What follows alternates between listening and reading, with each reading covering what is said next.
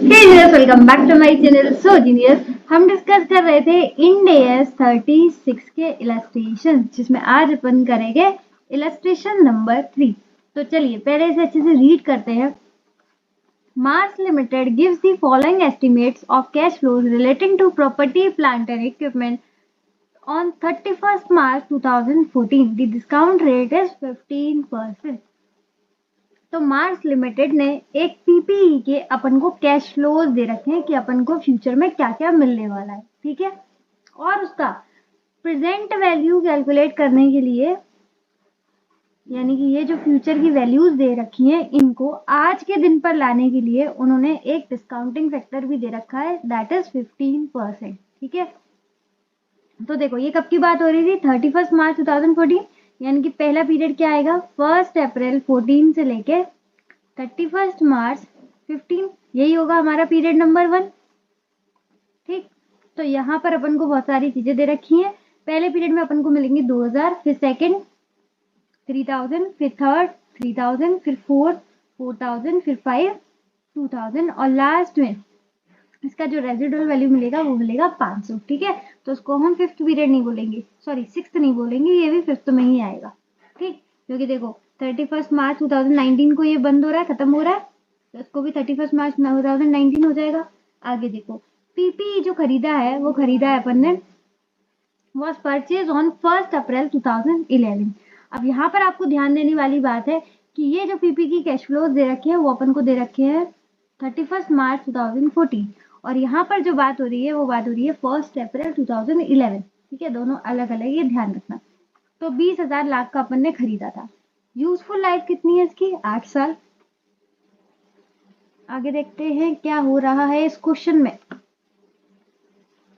ये रहा residual value estimated 500 lakh, ये तो ऊपर भी दे रखा था, उन्होंने अलग से भी दे दिया। Fair value less cost to disposal, ये डायरेक्ट अपन को गिवन है 10,000 लाख। आगे देखो अपन को कैलकुलेट करना है इम्पेयरमेंट लॉस, लेकिन इम्पेयरमेंट लॉस के लिए अपन को चाहिए क्या, कैरिंग अमाउंट और रिकवरेबल अमाउंट, ठीक है। और रिकवरेबल अमाउंट के लिए भी अपन को दो चीजें चाहिए होती है, fair value less cost to disposal, जो तो अपन को गिवन है, ये तो अपन को गिवन है डायरेक्ट, लेकिन दूसरी चीज अपन को चाहिए होती है वैल्यू इन यूज, जो कि इस क्वेश्चन में गिवन नहीं है। लेकिन अपन को, मैंने आपको बताया था, फेयर वैल्यू नहीं गिवन हो तो कोई दिक्कत नहीं है, आप वैल्यू इन यूज को ही रिकवरेबल अमाउंट मान सकते हो। लेकिन अगर फेयर वैल्यू गिवन है लेकिन वैल्यू इन यूज नहीं गिवन, तो आपको वैल्यू इन यूज कैलकुलेट करना पड़ेगा। वो कैसे कैलकुलेट होगा ये मैं आपको सॉल्व करके बताऊंगी, ठीक है। तो जैसे ही अपन को रिकवरेबल अमाउंट पता चल जाएगा इन दोनों की कंपैरिजन में, फिर अपन क्या करेंगे, रिकवरेबल अमाउंट से इम्पेयरमेंट लॉस कैलकुलेट कर लेंगे, ठीक है। आगे देखते हैं, if any of the property plant and equipment, अगर पीपीई में बोल रहे हैं इम्पेयरमेंट लॉस है तो उसको आप कैलकुलेट करो, वो हम कर देंगे। Also calculate the revise carrying amount, यानी कि एक बार जब वो गिर गई, इम्पेयरमेंट लॉस का क्या मतलब होता है कि हमारे जो पीपी है उसकी वैल्यू गिर गई, तो उसकी जो वैल्यू गिर गई उसके बाद कैरिंग अमाउंट क्या रहेगा आपको वो भी कैलकुलेट करना है, ठीक है। और जब उसकी वैल्यू गिर गई, उसका जो कैरिंग अमाउंट आ गया, तो अब ये जो कैरिंग अमाउंट है इस पर डेप्रिसिएशन कितना लगेगा ये भी आपको कैलकुलेट करना है। क्वेश्चन थोड़ा सा आपको दिक्कत कर रहा होगा क्योंकि दो चार चीजें कैलकुलेट करनी है, तो डरने की बात नहीं है। एक बार अगर आप क्वेश्चन कर लोगे तो आपको आसान लगने लगेगा, ठीक है। तो एक बार बस मेरे साथ सॉल्व कर लेना, एंड तक रहना, ठीक है। घबराना नहीं, बिल्कुल आराम से हो जाएगा, बहुत आसान क्वेश्चन है। तो चलिए फटाफट से कॉपी और पेन निकालते हैं और इलस्ट्रेशन नंबर 3 को भी आसान बनाते हैं। हाँ जी, तो कॉपी पर लिखिए इंड AS 36 का अपन कर रहे हैं इलस्ट्रेशन नंबर 3 का सॉल्यूशन। इसमें अपन जो फर्स्ट काम करेंगे वो करेंगे कैरिंग अमाउंट एज ऑन 31 मार्च 2014। देखो मैंने आपको पहले भी बताया था, जो हमने मशीन खरीदी है वो 1 अप्रैल 2011 में खरीदी है, लेकिन 31 मार्च 2014 का उसका क्या वैल्यू है ये अपन को पता ही नहीं है कि बुक्स ऑफ अकाउंट में वो कितना दिख रहा है, ये तो अपन को पता ही नहीं है। तो पहला काम अपन को यही करना है कि कैरिंग अमाउंट कैलकुलेट करना है, कब का, एज ऑन 31 मार्च 2014, यानी कि जब की बात हो रही है ना, 31 मार्च 2014 की जब की बात हो रही है, तब का अपन को पीपीई का ये तो पता चले कि वो बुक्स ऑफ अकाउंट में कितने का दिख रहा है, ठीक है। तो वो अपन को कैलकुलेट करना है। तो उसके लिए सबसे पहले अपन क्या करेंगे, 1 अप्रैल 2011 को तो आपको पता है ना मशीन कितने का है, ये तो आपको पता है 20,000 लाख का, क्योंकि ये तो अपन ने खरीदा था। तो अब तक इस पर कोई डेप्रिसिएशन कुछ हुआ ही नहीं, आज ही तो अपन ने खरीदा है, तो परचेज वाला था, इसके बाद ही डेप्रिसिएशन लगेगा। ठीक है, इसके बाद डेप्रिसिएशन लग जाएगा, और एक बार अपन को डेप्रिसिएशन पता चल गया तो वो अपन माइनस करके इसका कैरिंग अमाउंट निकाल सकते हैं। ठीक है, अब डेप्रिसिएशन कैलकुलेट करने के लिए वही अपना बचपन वाला 11th स्टैंडर्ड का फॉर्मूला क्या होता था कि जो भी हमारी परचेज कॉस्ट है उसमें से अपन रेजिडुअल वैल्यू माइनस कर देते थे, रेजिडुअल वैल्यू माइनस कर देते थे, और कितने साल चलेगी ये भी उन्होंने बता दिया है, 8 ईयर्स। तो 20,000 में से 500 तो अपन को 8 साल बाद रिकवर हो जाएंगे, तो बाकी का 8 साल, तो हर साल का खर्चा कितना आ गया हमारा 2437.5।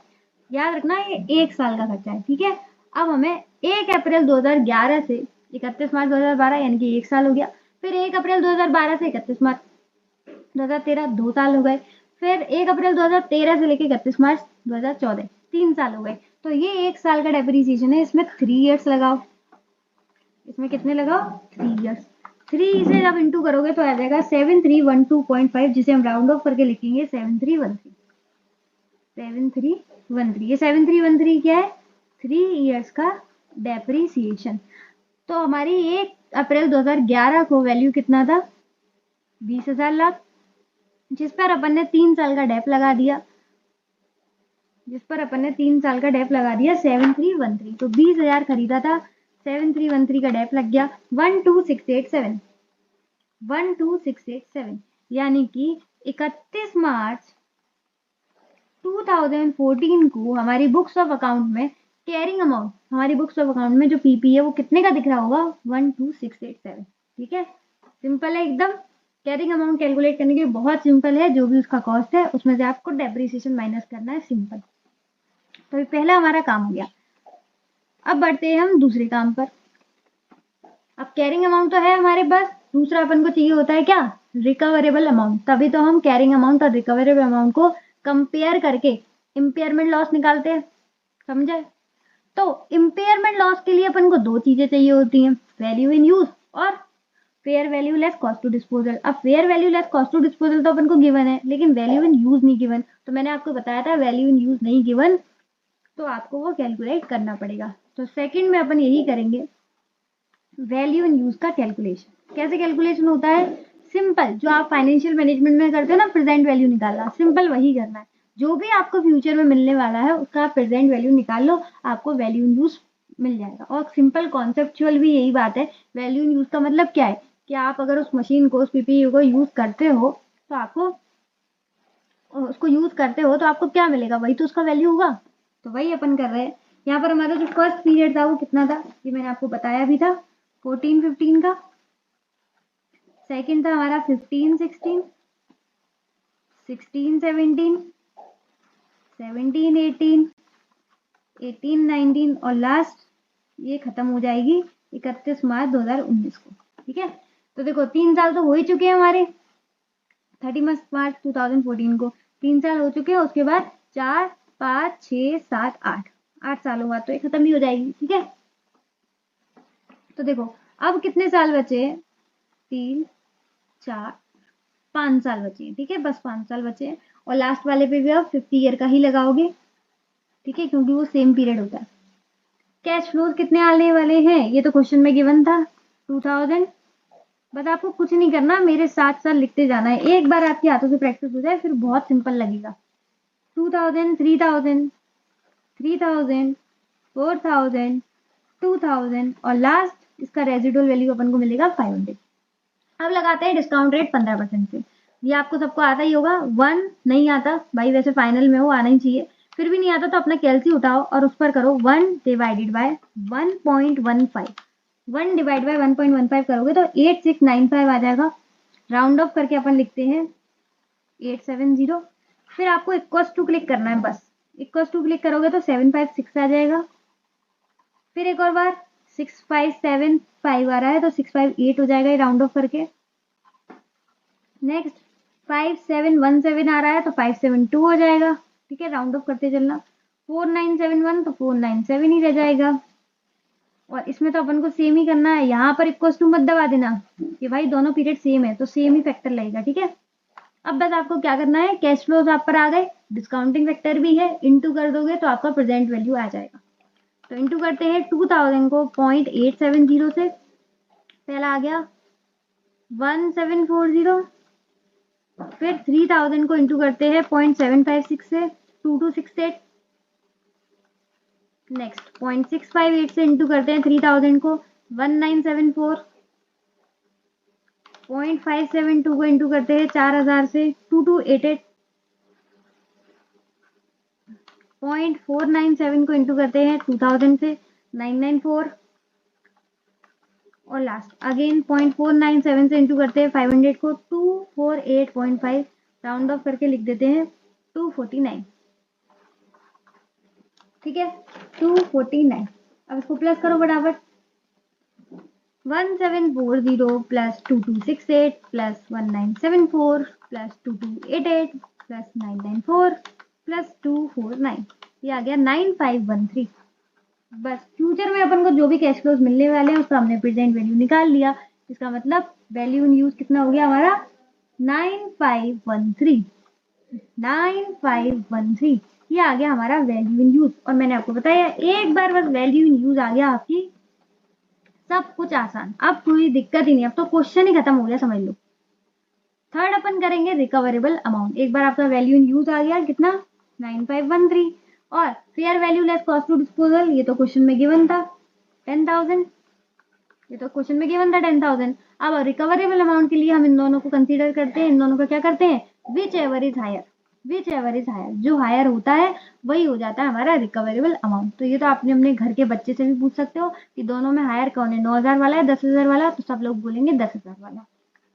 तो यही हो जाएगा हमारा रिकवरेबल अमाउंट। तो रिकवरेबल अमाउंट हमारा किसके बराबर हो जाएगा, fair value less cost to disposal के बराबर हो जाएगा, दैट इज 10,000 लैख। ठीक है, अब आप सोच रहे होगे कि मैम वैल्यू इन यूज निकालने का क्या फायदा रहा जब fair value less cost to disposal ही हमारा रिकवरेबल अमाउंट बनना था। पर बेटा ये हमें कैसे पता चलता कि वैल्यू इन यूज कम आने वाला है, ये वैल्यू इन यूज अपन ने यहाँ पर कैलकुलेट किया तभी तो अपन को पता चला कि fair value less cost to disposal से कम है। ठीक है, तभी तो अपन को पता चला। तो हमारा यहाँ पर रिकवरेबल अमाउंट आ गया। एक बार रिकवरेबल अमाउंट आ गया फिर इम्पेयरमेंट लॉस सबसे सिंपल।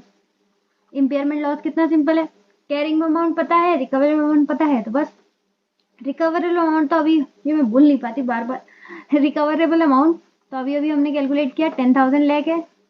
कैरिंग अमाउंट हम स्टार्टिंग में ही कैलकुलेट कर चुके हैं, कैरिंग अमाउंट हम स्टार्टिंग में ही कैलकुलेट कर चुके हैं कि 31 मार्च 2014 को कितना अमाउंट है, 12,687, ये हम स्टार्टिंग में ही कैलकुलेट कर चुके थे। तो यहाँ पर लेस करोगे तो बिना कैलसी के भी कर लोगे, 2687 आ जाएगा हमारा इम्पेयरमेंट लॉस। यानी कि हमारा जो पीपी है वो कितने से गिरा है, 2,687, 2,687, इतने से हमारा गिरा है। अब आपको लास्ट एक और उन्होंने बोला था कि इम्पेयरमेंट लॉस के बाद आप रिवाइज कैरिंग अमाउंट बता दो कि अब बैलेंस शीट में, अब हमारी बुक्स ऑफ अकाउंट्स में ये पीपी कितने का दिखना चाहिए। तो देखो अभी तक हमारे में कितना दिख रहा होगा, 12,687, 12,687 दिख रहा होगा 31 मार्च 2014, यही होगा इसका कैरिंग अमाउंट, इतने का दिख रहा होगा। अब ये कितने से गिर गया है, 2687, 2687 से गिर गया है, यानी कि अब ये कितने का दिखना चाहिए, 10,000। अब ये कितने का दिखना चाहिए, 10,000 से। तो यही हो जाएगा हमारा रिवाइज कैरिंग अमाउंट। समझ गए कि नहीं, देखो 12,687, 12,687 इतने का था वो 31 मार्च 2014 को। ठीक है, इतना वो गिर गया, इतना गिर गया 2687 से, तो कितना बचा, 10,000। तो अब हमारी बुक्स ऑफ अकाउंट्स में कितने का दिख रहा होगा, 10,000 का। अब वो बोल रहे हैं, अब वो अगर 10,000 का दिख रहा है तो उस पर डेप्रिसिएशन कितना लगेगा, तो वो अपन कैलकुलेट कर देते हैं। लास्ट पॉइंट दैट इज 6 में, ये हम पर्पल पेन से करेंगे, my favourite and beautiful purple. अब देखो 10,000 की अपन को पीपीई दिख रही है, 10,000 की हमारी पीपीई दिख रही है। ठीक है, मुझे ये बताओ अब कितने साल चलेगी, तो उन्होंने स्टार्टिंग में बोला था कि 8 साल चलेगी, जबकि 31 मार्च 2014 तक 3 साल कंप्लीट हो गए। तो अब कितने बचे, अब कितने बचे, सिर्फ और सिर्फ 5। तो रिमेनिंग लाइफ कितनी बची, रिमेनिंग लाइफ कितनी बची, 5।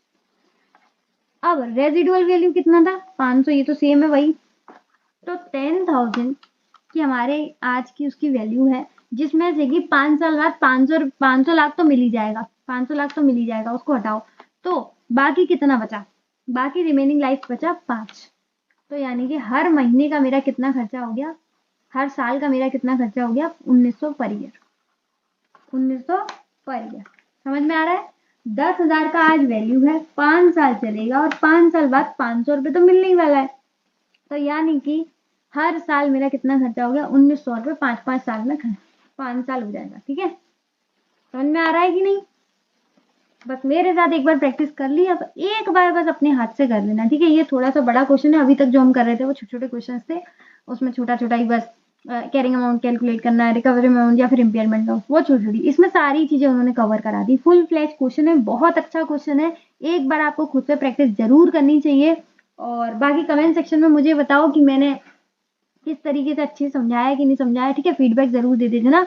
और बाकी लाइक शेयर एंड सब्सक्राइब तो कर ही देना चैनल को बिना बोले।